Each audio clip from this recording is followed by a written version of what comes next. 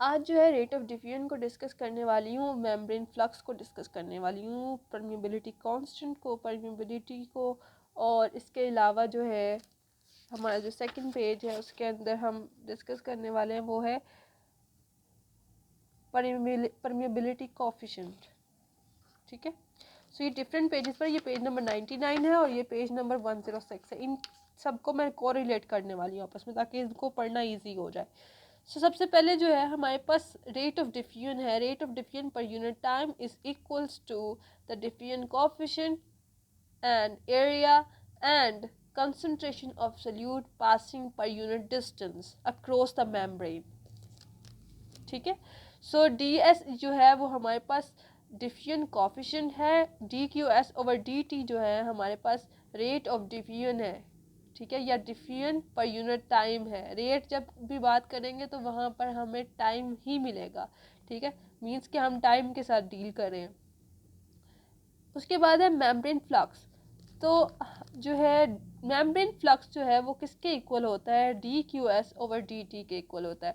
Means that कि जो यहाँ पर रेट ऑफ डिफ्यूजन था उसी को हम मेम्ब्रेन फ्लक्स कह रहे हैं। इन अदर वर्ड्स इसका जो यूनिट है हमारे पास वो है अमाउंट ऑफ जो मोलर सेंटीमीटर, मोलर पर सेंटीमीटर स्क्वायर पर unit time, amount of solute per unit area passing through the membrane per unit time.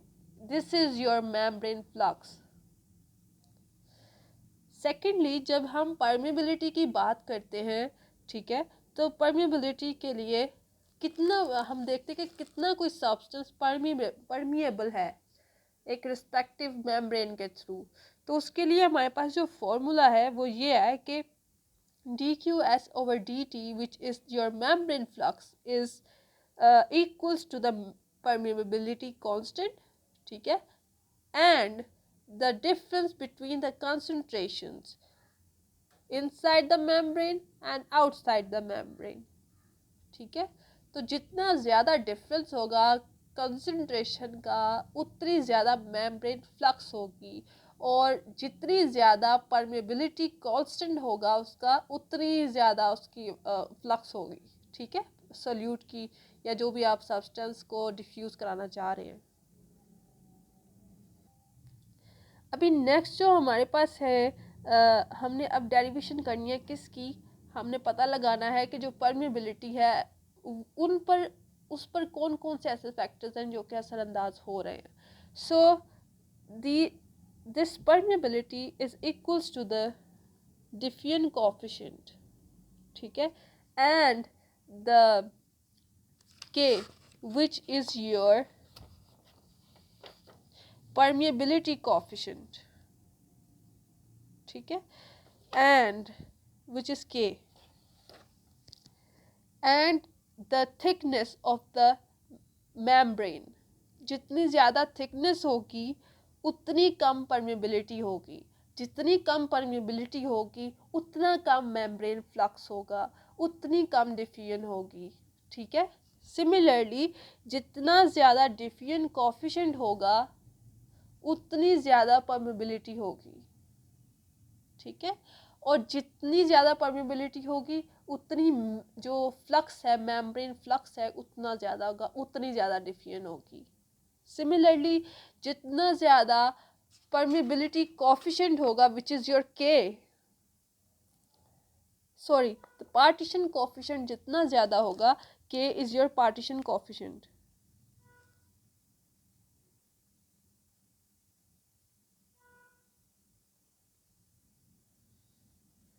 Sorry,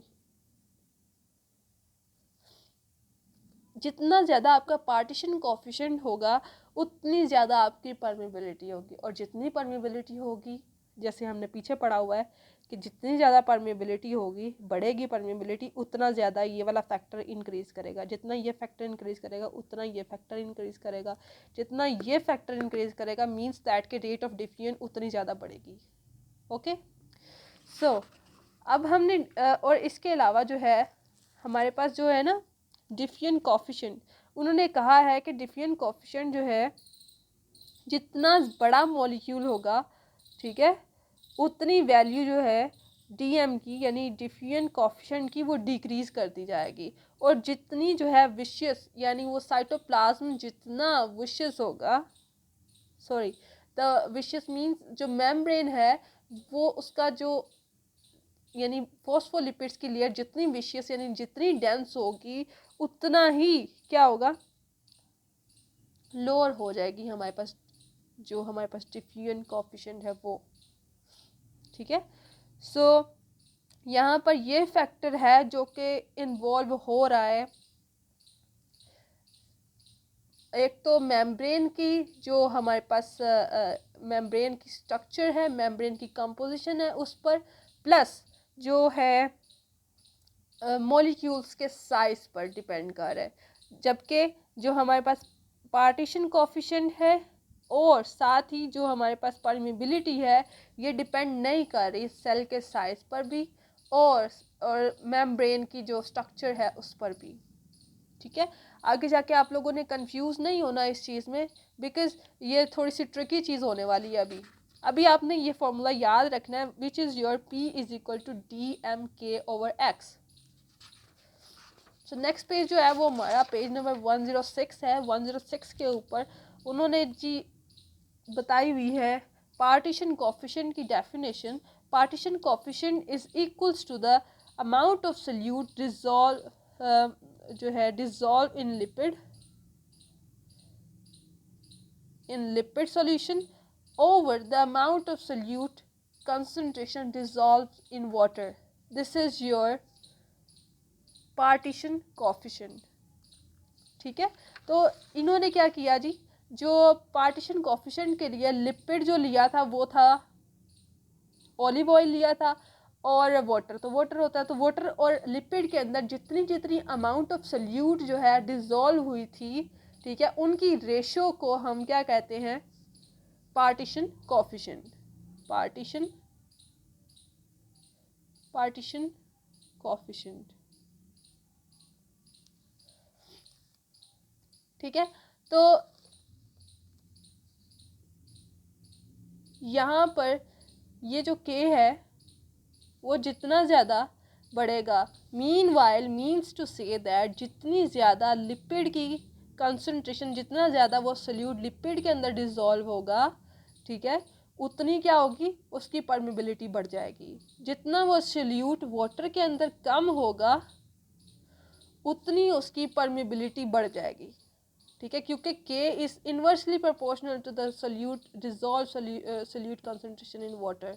ठीक है, and directly proportional to the dissolve solute concentration in lipid. ठीक है, तो जैसे अगर हमने ओवरऑल इस फैक्टर को बढ़ाना है तो हम क्या करेंगे, हम सोल्यूट कंसंट्रेशन इन लिपिड को बढ़ाएंगे और सोल्यूट कंसंट्रेशन इन वाटर को बढ़ाएंगे, कम करेंगे, सॉरी। इन अदर वर्ड्स कि जो नॉन पोलर सब्सटेंसेस हैं वो लिपिड के अंदर ज़्यादा डिज़ोल्व होते हैं एज़ कम्पेयर टू वाटर। ठीक है, जितना ज़्यादा कोई सब्सटेंस नॉन पोलर होगा, लिपिड सोल्यूबल होगा, उतनी ज़्यादा उसकी पार्टीशन कोफिशिएंट ज़्यादा होगी, और जितनी ज़्यादा उसकी पार्टीशन कोफिशिएंट होगी उतनी ज़्यादा उसकी परमेबिलिटी होगी, और जितनी परमेबिलिटी ज़्यादा होगी उसका जो फ्लक्स है, मेम्ब्रेन फ्लक्स, वो बढ़ेगा, और उसी तरह से आपकी डिफ्यूजन बढ़ती जाएगी। यहाँ पर उन्होंने एक फैक्टर चीज़ जो है वो डिस्कस की है कि lipid solubility is almost linearly related to the permeability of a substance independent of molecule size। यहाँ पर एक चीज़ बहुत ट्रिकी है, वो ये है कि उसने कह दिया कि लिपिड solubility जो है वो डायरेक्टली रिलेट कर रही है हमारे पास जो हमारा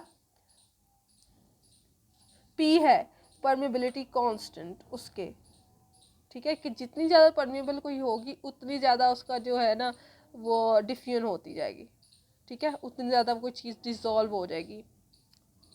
लेकिन यहाँ पर उसने कहा कि जी ये जो है इंडिपेंडेंट है साइज़ के, और साइज़ से भी इंडिपेंडेंट है, और साथ ही साथ जो है कितनी मेम्ब्रेन की जो कंपोजिशन है विशियस है, लेस डेंसर है या हाई डेंसर है, तो ये भी उसके अंदर देखी जाएगी जी। तो यहाँ पर एक चीज़ मैं आपको डिफ्रेंशिएट करना चाह रही हूँ कि हम मॉलिक्यूल का साइज़ और उसकी विस्कोसिटी या उसकी डेंसिटी उस वक्त देखते हैं, मेम्ब्रेन की विस्कोसिटी या डेंसिटी उस वक्त देखते हैं जब हमने 2 या 3 डिफरेंट टाइप्स ऑफ सेल्स लिए हों, 2 सेल्स का जब हम कंपैरिजन कर रहे हों, उस वक्त हम मेम्ब्रेन की विस्कोसिटी और जो मॉलिक्यूल का साइज है वो डिपेंड कर रहा होता है उस वक्त जो है, क्योंकि एक सेल का जो हमारे पास डिफ्यूजन कोफिशिएंट है ना, एक सेल का वो सेम ही होता है, ठीक है। तो जब हम एक सेल के अंदर डिफ्यूजन की बात कर रहे हैं तो उस वक्त उस सेल का पर्टिकुलर एक डिफ्यूजन कोफिशिएंट होता है जो कि सेम रहता है। तो उसके लिए हमें सेल के साइज और साथ ही में जो हमारे पास है ना विस्कोसिटी, उसकी ज़रूरत नहीं पड़ती, वो सेम रहती है। यानी वो वाला जो फैक्टर है ना डिफ्यूजन कोफिशिएंट वाला, ये वाला जो फैक्टर है DM वाला, ये कांस्टेंट यहाँ पर हो जाता है, ठीक है।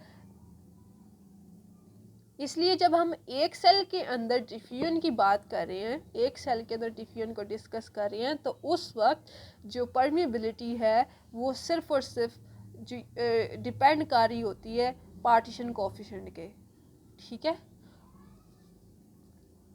यानी जितना पार्टीशन कोफिशिएंट ज़्यादा होगा उतनी ज़्यादा उसकी परमिबिलिटी होगी, उतनी ज़्यादा मैग्नेटिक फ्लक्स होगी। तो एक ग्राफ उन्होंने नीचे दिया हुआ है, उन्होंने ग्राफ के अंदर जो है olive oil to water partition coefficient which is your K और दूसरी तरफ P, इसके दरमियान जो है उन्होंने ग्राफ बनाया हुआ है, ठीक है। यहाँ पर आप देख सकते हैं कि यूरीथेन जिसका पार्टीशन कोफिशिएंट सबसे ज़्यादा है, ठीक है, उसकी परमेबिलिटी रिलेटिव देख लें कि 9 सेंटीमीटर पर आवर की ये आ रही है, ठीक है। दूसरी तरफ डाईइथाइल ईथर को देख ले तो 0.02 के करीब उसकी जो है वैल्यू आ रही है, ठीक है। तो इसकी परमेबिलिटी 0.1 है। यानी जितनी ज़्यादा आप पार्टीशन कोफिशिएंट को बढ़ाओगे उतना ज़्यादा, यानी जितना वो सल्यूट डिज़ोल्व होगा लिपिड के अंदर ज़्यादा, उतनी उसकी पार्टीशन कोफिशिएंट बढ़ेगी, उतनी उसकी परमेबिलिटी बढ़ेगी, उतनी डिफ्यूजन ज़्यादा होगी, उतना मेम्ब्रेन फ्लक्स ज़्यादा होगा। मेम्ब्रेन फ्लक्स मतलब कम कितने टाइम में कितना कंसंट्रेशन मूव करती है, ये भी डिपेंड कर रहा होगा, ठीक है। तो यहाँ पर एक और चीज़ उन्होंने दिखाई है कि smallest molecule next smallest molecule largest molecule और नेक्स्ट लार्जेस्ट मॉलिक्यूल्स। तो ये भी उन्होंने दिखाए हुए हैं कि यूरीथेन जो है यहाँ पर साइज डिपेंड नहीं कर रहे। यहाँ पर देखें स्मॉलर साइज़ जो है वो भी मूव कर रहे हैं, लार्जर साइज़ के भी मूव कर रहे हैं, मीडियम साइज़ के भी मूव कर रहे हैं। तो यहाँ पर सेल्फ साइज़ डिपेंड नहीं कर रहा, यहाँ पर सिर्फ और सिर्फ जो है डिपेंड क्या कर रहा है, वो आपका कर रहा है वो पार्टीशन कोफिशिएंट,